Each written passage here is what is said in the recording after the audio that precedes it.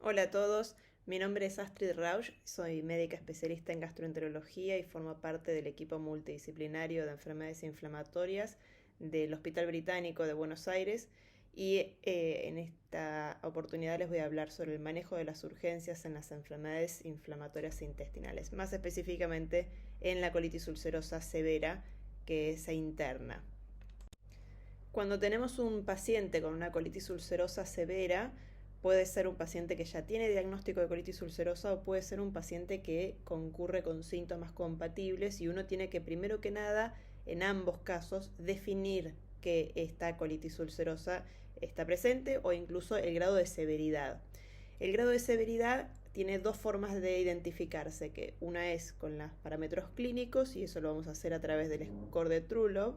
y después tenemos parámetros endoscópicos para los cuales vamos a utilizar el score de Mayo. Para ver el score de Trulove vamos a pasar a la siguiente. Este es un score que nos va a permitir identificar mediante unos parámetros clínicos fáciles de identificar la severidad clínica de un brote, y para esto vamos a necesitar saber el número de deposiciones que está presentando el paciente, las características de estas deposiciones, básicamente si tiene sangre, la frecuencia cardíaca del paciente al momento de la evaluación, la temperatura axilar, el valor de hemoglobina en sangre, la eritrosedimentación, la cantidad de glóbulos blancos, la cantidad de potasio y la cantidad de albúmina. En base a estos parámetros, que uno los puede hacer perfectamente en una guardia, que es mirar al paciente, preguntarle sobre las deposiciones y la presencia de sangre, revisarlo, temperatura y la frecuencia cardíaca, y después hacer un laboratorio sencillo con parámetros muy poquitos, una hemoglobina, un eritro, el potasio y la albúmina. Uno puede detectar estos parámetros que, incorporándolos en esta tabla, uno puede identificar si el paciente suma puntos para tener un brote leve,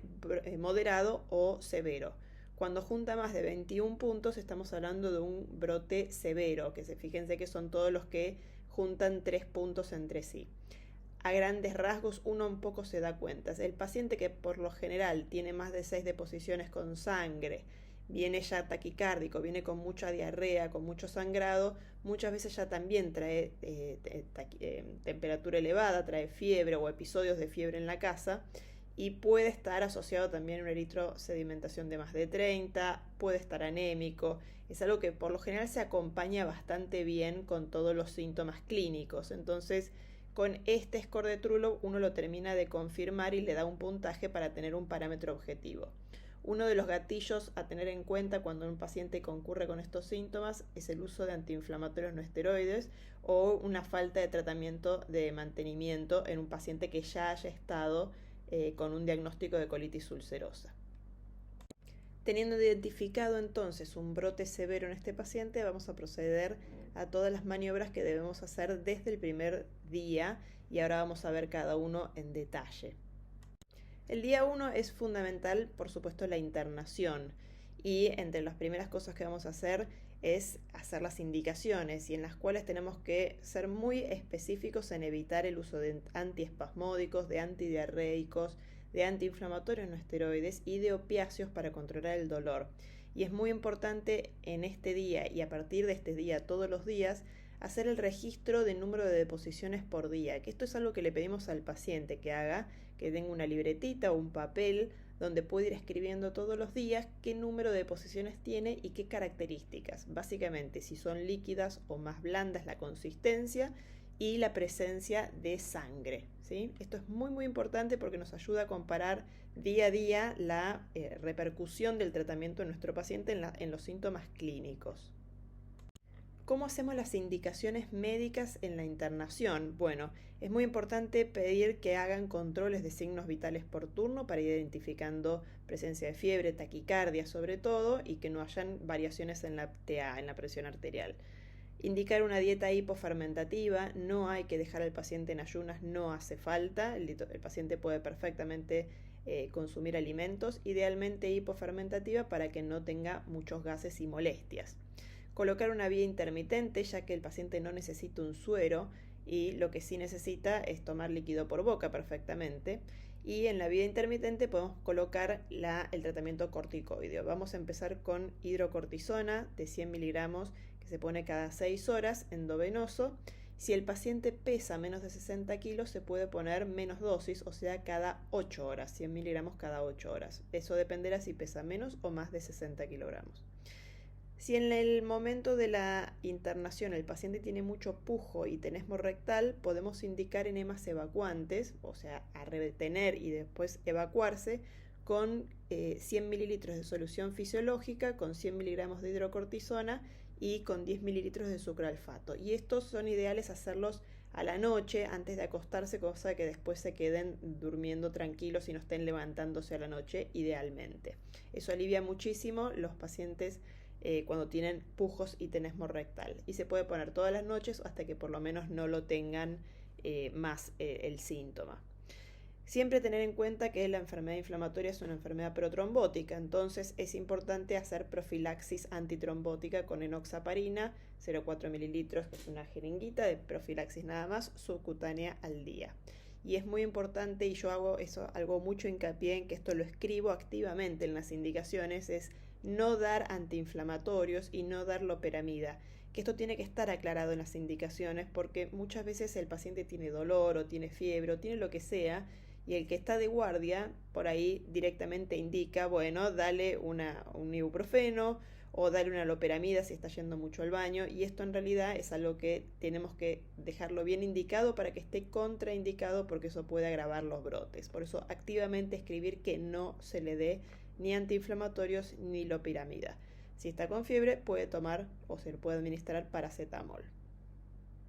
Siguiendo entonces con los estudios, idealmente el primer día se debería hacer una rectosigmoidoscopía, si no se puede hacer el segundo día. Pero la rectosigmoidoscopía es un estudio que nos va a permitir sacar el score de Mayo, o sea, ver la verdadera actividad endoscópica. Y es una rectosigmoidoscopía y no una colonoscopía, porque justamente el paciente severo suele tener úlceras profundas, y si yo veo úlceras profundas, lo ideal es no avanzar demasiado porque puedo aumentar el riesgo de perforación. Y con una rectosigmoidoscopía, mirando el recto 10-15 centímetros, a mí me alcanza para ver la actividad severa y lo que tenga de severidad en la actividad endoscópica, y me sirve también para descartar citomegalovirus tomando una biopsia. Entonces, tener en cuenta, no necesito preparación endoscópica, por ahí quizás hacer un enemol como mucha cosa, pero no pasarse de los 15-20 centímetros, sobre todo si estamos viendo úlceras profundas. También tener en cuenta en el día 1 tomar un coprocultivo, tomar muestra para toxina de Clostridium difficile, porque hay un 13% de pacientes que tienen esta bacteria, esta toxina como causantes del brote, y hay que tratarla concomitantemente, por supuesto. Ante la duda, si yo llego a ver indicios de que tiene un Clostridium o viene con un antecedente de antibióticos tipo clindamicina, que puede ser algo muy, muy característico, muy provocador de toxina de Clostridium, se puede tratar también el Clostridium con metronidazol vía oral, y después, cuando tengamos el resultado de la toxina, lo continuaremos o no. Pero tengan en cuenta que cuando uno hace la colonoscopía de un paciente con colitis ulcerosa y que tiene un Clostridium difficile, no necesariamente se van a ver las pseudomembranas en la endoscopía. Se suele desdibujar bastante la imagen típica de la colitis pseudomembranosa en la colonoscopía de los pacientes que tienen una colitis ulcerosa de base. Así que no esperen encontrarse ese tapizado blanco típico del paciente anciano que está internado hace mucho tiempo con antibióticos y que tiene un Clostridium. No se suele ver lo mismo, entonces ténganlo en cuenta para sospecharlo ya por el solo hecho de tener el brote, y si ha estado consumiendo algún antibiótico de amplio espectro, esa puede ser el gatillante para el Clostridium. Una vez que hacemos la rectosigmoidoscopía, podemos hacer el score de Mayo endoscópico, donde vamos a poder evaluar el grado de severidad y tomar la biopsia, ¿sí? Los grados del score de Mayo van a ser el score de Mayo 0, 1, 2 o el 3, justamente, que es el severo, cuando hay un sangrado espontáneo y úlceras profundas. Por eso, para esto nos sirve para confirmar el diagnóstico y para tomar la biopsia, que nos sirve tanto para ver la actividad microscópica como también para descartar el citomegalovirus. Importante al patólogo en la biopsia poner datos clínicos del paciente, poner que tiene una colitis ulcerosa y pedir que hagan la inmunohistoquímica para citomegalovirus o al menos PCR para poder identificar este virus como causal también de un brote, porque si estuviera presente también va a requerir un tratamiento específico antiviral con ganciclovir y que nos va a ayudar mucho a lograr la remisión en el paciente. También es muy importante la evaluación de la radiográfica del abdomen y esto hacerlo todos los días desde el primer día. El megacolon es algo que puede estar presente al momento del diagnóstico o puede desarrollarse durante la internación. Y es algo que puede ser muy insidioso a la clínica, digamos, que no se manifieste demasiado con la clínica, más allá de tener mayor timpanismo. Y una de las características que tiene el megacolon, sin ser necesariamente tóxico, pero el megacolon habitual, puede generar una disminución abrupta del número de deposiciones, justamente de la motilidad del colon, y dar una falsa impresión de mejoría, que el paciente típicamente lo que nos pasa es esto, que viene con 6, 7, 10 deposiciones por día y de repente al día 5, que venía súper mal,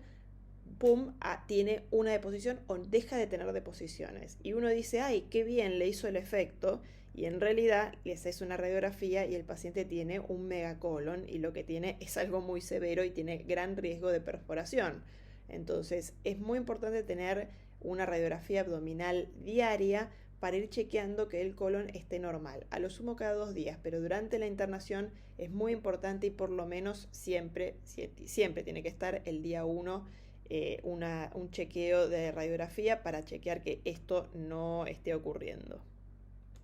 Día 1 también, laboratorio completo, es muy importante tener un hemograma completo, este va a ser el basal, siempre pedir eritrosedimentación y sobre todo proteína C reactiva, que es la más característica, la más pronóstica y la más sensible en estos casos, pero son 2 parámetros inflamatorios que nos van a servir para el seguimiento y esto tiene que ser de forma diaria, el hemograma y la eritro y la PCR diarias. Coagulograma al principio, un ionograma para ver el potasio, recuerden que el potasio con el tratamiento de los corticoides puede disminuir y el corticoide ayuda a eliminar mucho potasio por orina, entonces puede generar hipocalemias que requieran reposiciones durante la internación, chequear la función renal, chequear el hepatograma, aprovechar la internación para pedir serologías virales y PPD desde el inicio, porque no sabemos en ningún caso, en el día 1, no podemos saber qué paciente va a requerir eventualmente un biológico, y para poder poner el biológico tenemos que hacer el checklist infectológico. Mínimamente hacer serologías para HIV y virus B, pero aprovechar y hacer virus C, Chagas,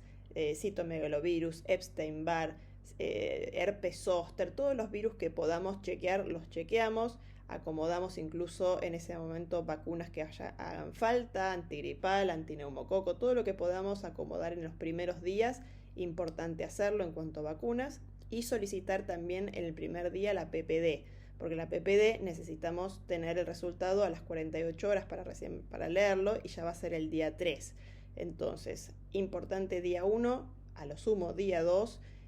solicitar este laboratorio completo y hacer el control diario. Pero la PPD, recuerden, día 1. Y por último, también en el día 1 tenemos que pedir la evaluación por cirugía. Idealmente el coloproctólogo, si tenemos a alguien conocido o ya en el equipo que haga tenga experiencia en este tipo de cirugías, lo ideal es que lo conozcan al paciente en el día 1 porque después, si se complica, es importante que el médico ya conozca al paciente, que el paciente ya tenga hablado con el cirujano la posibilidad de la cirugía y que no sea una sorpresa de un domingo 3 de la mañana. Entonces, la evaluación por cirugía no viene a preparar al paciente para quirófano, viene a conocerlo, a palparle la panza, a ver los estudios, a ver qué riesgo tiene a priori de requerir cirugía, a conocer la placa de abdomen, a ver que no tenga un megacolon, a estar en contacto con el paciente. Es de muy buena práctica que el cirujano conozca al paciente en los primeros días y haga la evolución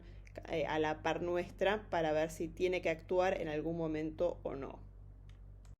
Ahora sí, llegamos al día 2 y el día 2 y a partir de acá vamos a ir mirando, chequeando cada día signos de alarma como son la fiebre, la taquicardia y el dolor abdominal. Son cosas que vamos a ir chequeando todos los días, a la vez que el número de deposiciones que tengan por día y la presencia o no de sangrado. Recuerden que hay un score que dice que si tiene más de 12 deposiciones con sangre por día, tiene un 55% de riesgo de colectomía, de requerir una cirugía. Entonces es muy importante ir mirando esta cantidad de deposiciones y no confundir deposiciones con esputos rectales, porque existe también el que te dice, no, fui 55 veces, pero en realidad lo que va, tiene mucha urgencia y lo que va a hacer al baño es un poco de moco con sangre. Eso es un esputo rectal, lo que produce mucha urgencia. Por eso es que ponemos los enemas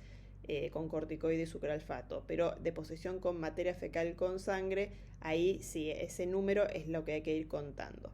Hacer evaluaciones cada 12 horas, por lo menos, donde veamos los signos vitales, donde podamos chequear la panza del paciente, hacer la placa de abdomen diaria, hacer el análisis de sangre con hemograma y parámetros inflamatorios y fijarnos bien la hidratación del paciente, si requiere hidratación vía oral o hidratación endovenosa según la ingesta que pueda lograr. Y llegamos al día 3, que es el día clave para nosotros porque es el día que nos permite identificar hacia qué lado va el paciente. Siempre haciendo la evaluación cada 12 horas con la placa de abdomen, el laboratorio y la hidratación del paciente, chequeando los signos de alarma, fiebre, taquicardia y dolor abdominal. Hay un score, que ahora lo vamos a ver, que es el índice de Oxford, que mide al tercer día el riesgo de colectomía. Y esto está basado en la presencia de una proteína C reactiva mayor a 45, más de 8 deposiciones en el día. En el día 3, estos pacientes que tengan estas dos características tienen un riesgo del 85% de colectomía. Y esto está medido en el día 3 del inicio del tratamiento, ¿sí? No es el inicio de los síntomas, es el inicio de los tratamientos. O sea que si el paciente ya lleva 3 días de corticoide y todavía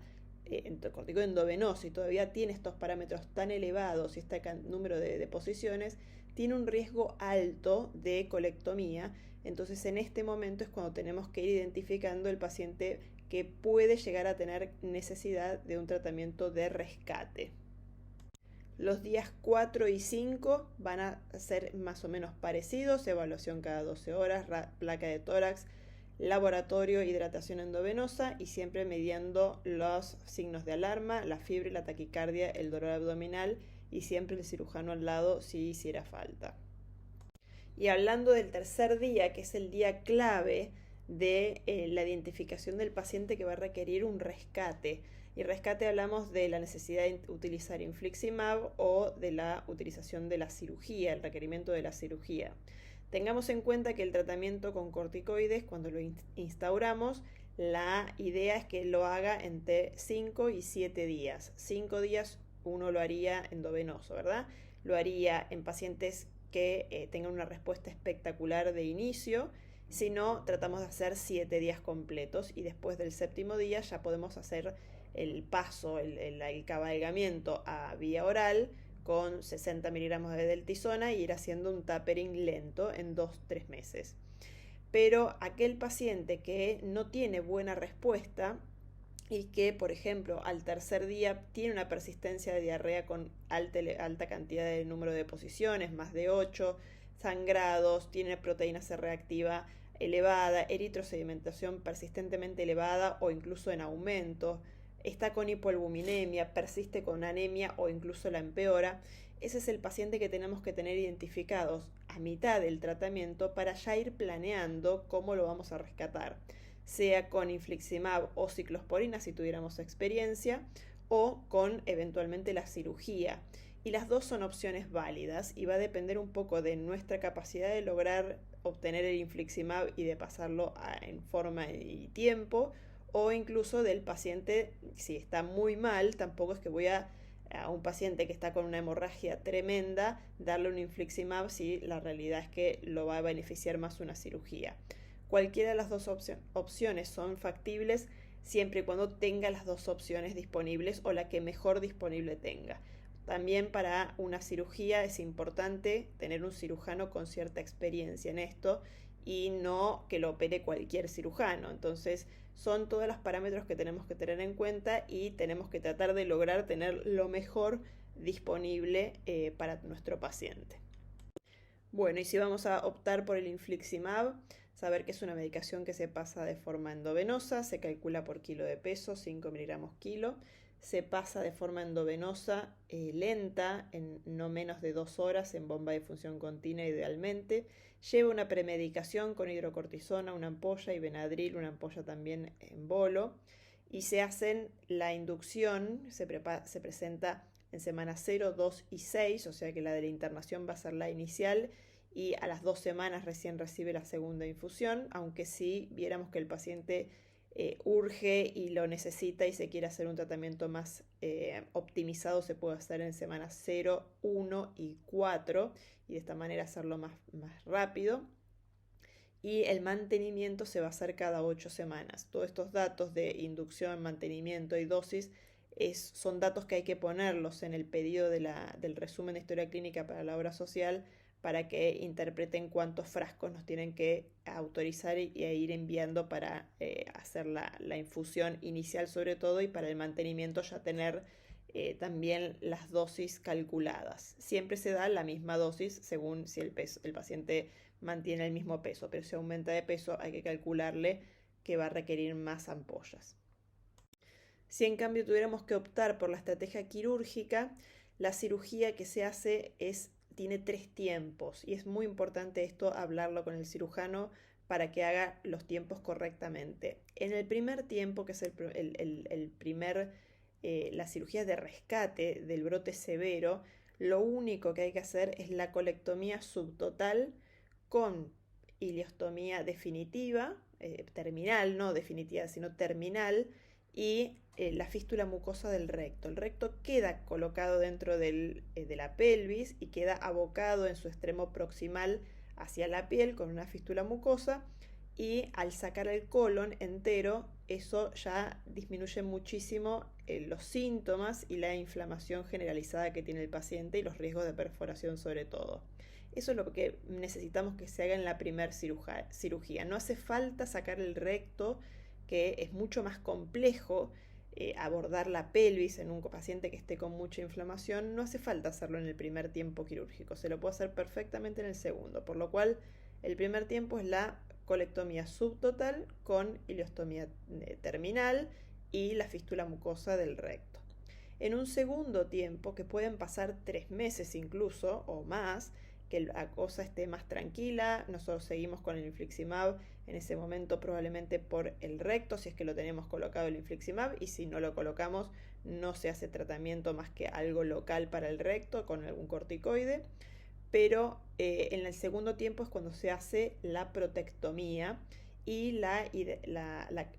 manufactura, digamos, del pouch o del reservorio ileoanal, y se coloca en la pelvis menor y se deja una ileostomía en varilla de protección, o sea que el paciente continúa con la ileostomía con la bolsita, pero ya tiene el recto extraído y tiene el pouch confeccionado en la pelvis menor, pero no funcionante, esperando que se cicatrice. Y pasados más o menos 6 meses más es cuando se hace el tercer tiempo de la cirugía, donde se cierra la ileostomía, y de esta manera se reconstruye todo el tránsito intestinal.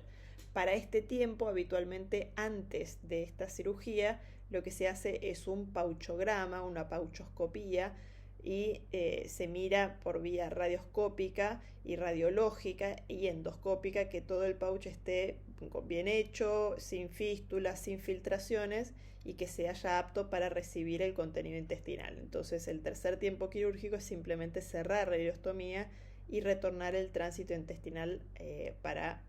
por vía anal al paciente.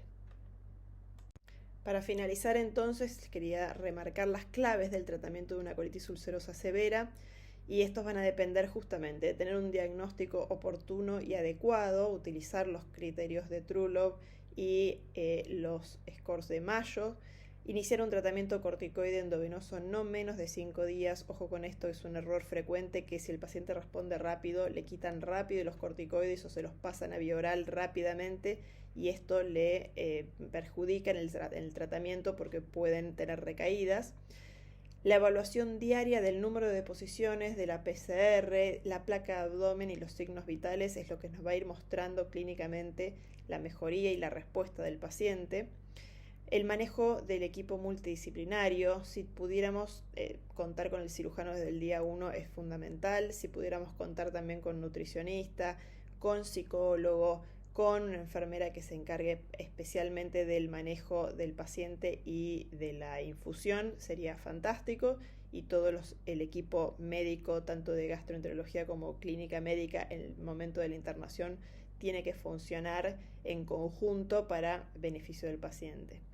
No retrasar el uso del infliximab si tiene fracaso del tratamiento corticoideo. Esto habitualmente puede fallar la respuesta de las obras sociales a conseguir la medicación o del mismo hospital en conseguir la medicación, pero no tiene que depender de una tardanza en la decisión de utilizar el infliximab. Está muy claro en el día 3 qué pacientes van a requerirlo y quizás uno puede tener el infliximab y no necesitar ponerlo porque el paciente termina respondiendo bien. Bueno, es una buena opción, pero si llegó al día 7 y el paciente está fatal, y yo recién ahí voy a pedir el infliximab, estoy perdiendo mucho tiempo que es clave para que el paciente no caiga en la cirugía como única método de rescate. Que si bien es muy bueno,